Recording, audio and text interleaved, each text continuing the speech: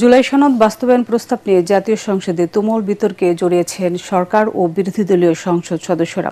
বিরোধী দলীয় নেতা ডাক্তার শফিকুর রহমান গণভোটের রায় ও জুলাই সনদ বাস্তবায়নের দাবি জানালে এর বিরোধিতা করেন স্বরাষ্ট্রমন্ত্রী সালাউদ্দিন আহমেদ। তিনি বলেন, কোনো পরিষদের নয়, সংসদের সব ইস্যু সংসদের আলোচনা করেই বাস্তবায়ন সম্ভব। সরকারি দল এবং বিরোধী দলের বক্তব্য শুনে স্পিকার মুলতবি প্রস্তাব দুটি স্বাভাবিকভাবে সমাপ্ত হয়েছে বলে সংসদকে অবহিত করেন। ইমদাদুল্লাহ বাবুর রিপোর্টে বিস্তারিত। সংবিধান সংস্কারে গণভোট ও জুলাই সনদ বাস্তবায়ন নিয়ে ত্রয়োদশ জাতীয় সংসদের প্রথম অধিবেশনের অষ্টম দিনেও তুমুল বিতর্কে জড়িয়েছেন সরকার ও বিরোধী দলীয় সংসদ সদস্যরা। বাস্তবায়নের পথরেখা কি হতে পারে সেই নিয়ে আজকের এই মুলতবি প্রস্তাব। মাননীয় স্পিকার, জুলাই সনদ বাস্তবায়নে সরকার গড়িমসি করছে বলে অভিযোগ করেন বিরোধী দলীয় সংসদ সদস্যরা। কোন রাজনৈতিক দল বা জোট তাদের নির্বাচনী ইশতেহারে উল্লেখপূর্বক যদি জনগণের ম্যান্ডেট লাভ করে তাহলে তারা সেই মতো ব্যবস্থা গ্রহণ করতে পারবে। এই যে নোটের বিষয়বস্তুটি জুলাই সনদের মধ্যে অন্তর্ভুক্ত করা হয়েছে, মাননীয় স্পিকার, এই বিষয় নিয়ে ঐক্যমত্য কমিশনে কোনো আলোচনা হয় নাই। ঐক্যমত্য কমিশন আমাদের কাছে জুলাই সনদের খসড়া প্রণয়ন করেছিল, সেই খসড়ার মধ্যে এটা ছিল না। আমরা এই বিষয়ে ঐক্যমত্য কমিশনের যারা দায়িত্বশীল আছেন এবং এখানে আপনারা যারা আছেন তাদেরকে তদন্ত করে এই জোটটি কারা অন্তর্ভুক্ত করেছিল সেই ব্যাপারে আমরা খোঁজ চাই। মাননীয় স্পিকার, যে জুলাই সনদকে ভিত্তি করে সংবিধান সংস্কার বিষয়ে এটি ম্যান্ডেট নেওয়া হয়েছিল, সেই বিষয়টি পাশ কাটায় সংস্কার শব্দটি পর্যন্ত আনা হয় নাই। আপনারা সংবিধানের দোহাই দিয়ে জনরায়কে অবজ্ঞা করছেন, এটা আমাদের মানতে কষ্ট হচ্ছে।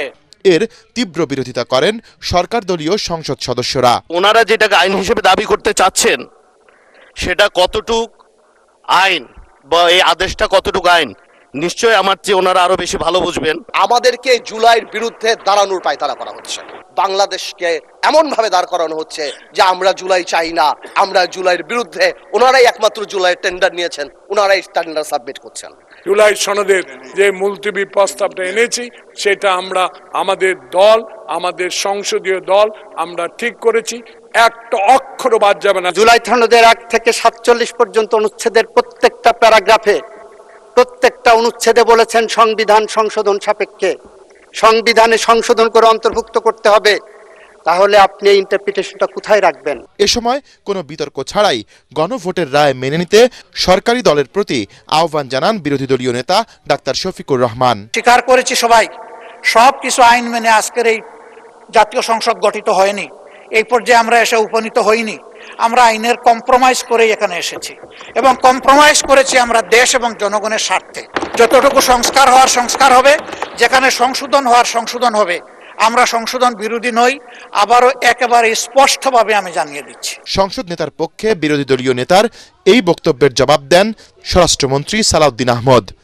এখন 71 এবং 72 সংবিধান কেন ভালো লাগে না আমরা বুঝিতে পারি স্পিকার। কারো কারোর জন্য হতে পারে এটা পরাজয়ের গ্লানি, আমি ওই জায়গায় যাব না। আমরা জাতিকে পরিষ্কার করতে চাই, জুলাই জাতীয় সনদ 2025 যেটা স্বাক্ষরিত হয়েছে, যেটা ঐতিহাসিকভাবে স্বাক্ষরিত হয়েছে, সকল বন্ধুরা স্বাক্ষর করেছে, সেই স্বাক্ষর নোট অফ ডিসেন্ট সহ এনসিপি অবশ্য পরে করেছে, নির্বাচনে করেছে তো বটে, সেটা আমরা বাস্তবায়ন করতে চাই। স্পিকার উভয় পক্ষের বিতর্ক শুনে মুলতবি প্রস্তাব দুটিকে স্বাভাবিকভাবে সমাপ্ত হয়েছে বলে ঘোষণা দেন। এই মুলতবি প্রস্তাবে স্বাভাবিকভাবে সমাপ্ত হয়েছে। The motion has been talked out as today's motion has also been talked out. এর আগে আবারও মাইক বিভ্রাটের কারণে 40 মিনিট বিরতিতে ছিল সংসদ অধিবেশন, জানিয়ে তীব্র বিরক্তি দেখা যায় সংসদ সদস্যদের মধ্যে। বাংলাদেশ জিন্দাবাদ। ইমদাদুল্লাহ বাবু, ATN বাংলা, ঢাকা। দেশে 3 মাসের পেট্রোল অক্টেন মজুত আছে। ডিজেলের মজুত নিশ্চিতের চেষ্টা করছে সরকার। এসব তথ্য জানিয়ে জ্বালানি প্রতিমন্ত্রী বলেন, বাইক চালকদের মজুদের প্রবণতায় পাম্পের সামনে যানবাহনের জট সৃষ্টি হচ্ছে। তিনি জানান, দোকান মালিকদের অনুরোধে শপিং মল সন্ধ্যা 7টা পর্যন্ত খোলা রাখার সিদ্ধান্ত হয়েছে। এদিকে পররাষ্ট্রমন্ত্রী জানান, রাশিয়া সহ যে কোনো দেশের তেল কিনতে যুক্তরাষ্ট্রের অনুমতি নেওয়ার কোনো চুক্তি করা হয়নি। রিপোর্টে জানাচ্ছেন মাহবুব কবির চপল। দেশে চলছে জ্বালানি তেলের হাহাকার, তবে আমলে নিচ্ছে না সরকার। পাম্পের সামনে গাড়ির দীর্ঘ সারি। জ্বালানি প্রতিমন্ত্রী বলছেন, এটার কারণ মজুতদারি।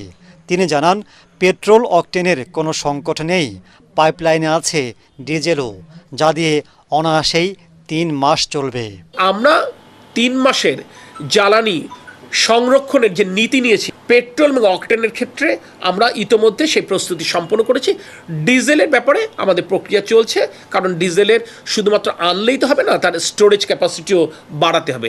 সেটার জন্য আমরা প্যারালালি কাজ করছি। কিছু কিছু অসাধু বাইকাররা মোটরসাইকেলের ট্যাঙ্কি ফুল করে নিয়ে যাচ্ছে, আবার আরেক জায়গায় বিক্রি করে দিচ্ছে।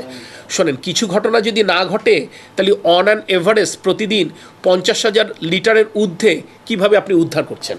সরকার দোকানপাট, শপিং মল সন্ধ্যা 6টার পর বন্ধ রাখার নির্দেশ দিলেও 1 ঘন্টা বাড়িয়ে তা সন্ধ্যা 7টা পর্যন্ত করা হয়েছে বলে জানান বিদ্যুৎ ও জ্বালানি প্রতিমন্ত্রী। দোকান মালিক সমিতির আবেদন এবং অনুরোধ বিবেচনায় এটা আমরা পুনর্মূল্যায়ন করে সন্ধ্যা 7টা পর্যন্ত দোকান খোলা রাখার আমরা সিদ্ধান্ত গ্রহণ করেছি।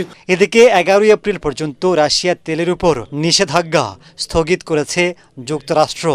তারপরও কিনতে পারছে না বাংলাদেশ। সিপিডির অভিযোগ, আমেরিকার সাথে গোপন চুক্তির কারণেই রাশিয়ার তেল কিনতে সম্মতি নিতে হচ্ছে। তবে একে ভিত্তিহীন বলে দাবি করেন পররাষ্ট্রমন্ত্রী। কেউ কেউ বলছেন যে এই চুক্তির কারণে আমাদেরকে আমেরিকার কাছে পারমিশন চাইতে হচ্ছে। একেবারে মিথ্যে কথা। এই রাশিয়ান তেল কেনার ব্যাপারে সব দেশের উপরে রেস্ট্রিকশন আছে, আমেরিকান রেস্ট্রিকশন। সুতরাং আপনাকে সেই রেস্ট্রিকশনের ওয়েভার চাইতে হবে।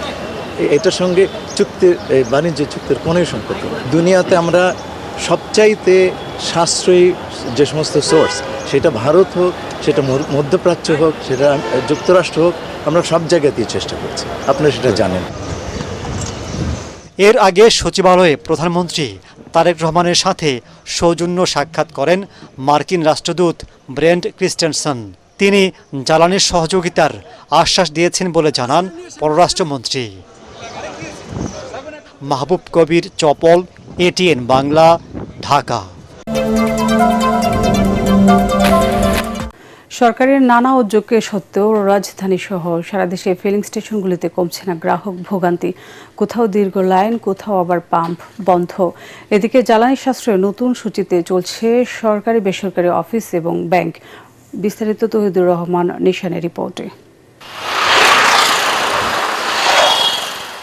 সারা রাত জ্বালানির জন্য অপেক্ষা করে এভাবেই গাড়িতে ঘুমিয়ে পড়েছেন অনেক চালক। পাম্প পর্যন্ত পৌঁছাতে সকাল হয়ে গেলেও সেখানে গিয়ে দেখতে পাচ্ছেন তেল শেষ। আবার কখন তেলের গাড়ি আসবে তার উত্তর জানা নেই কারো। জিয়া উদ্যানের মোচরে আমি সিরিয়াল লাগাইছি, ওই সিরিয়াল ঠেলে এই পর্যন্ত আসছি। আমি আসার পরে তারা বলছে যে তেল নেই। সারা রাত্রির আমি এখানে কাটাইছি। এখন তেল ছাড়া যদি আমি চলে যাই, তাহলে দেখা যায় আমি পরের রাত্রির আবার এসে সিরিয়ালে থাকা লাগবে। গতকালকে রাত 11টার সময় লাইনে দাঁড়াইছি। এই সকালে রাত্রে একবার মাইকিং করলো যে ভাই আপনার তেল পাইতেও পারেন, নাও পারেন, ঠিক আছে। অন্য জায়গায় সিরিয়াল এখন কই দিব? রাত 11টার থেকে সকালবেলা এখন যায় বসে আছে, এখন যখন তেল আসবে এখন তেল নিব। ফিলিং স্টেশনের এই ভোগান্তি এখন নিত্যদিনের চিত্র। প্রয়োজন না থাকলেও অনেকেই অতিরিক্ত তেল নিচ্ছেন, যে কারণে গ্রাহকদের এই লাইন প্রতিদিনই দীর্ঘ হচ্ছে। 95% সিএনজি গাড়ি লাইনে দাঁড়ায় থাকে। বছরে 1000 টাকা তেলও নেয় না, এখন প্রতিদিনই তাদের তেল লাগে। এটা হচ্ছে আরো বেশি সমস্যা।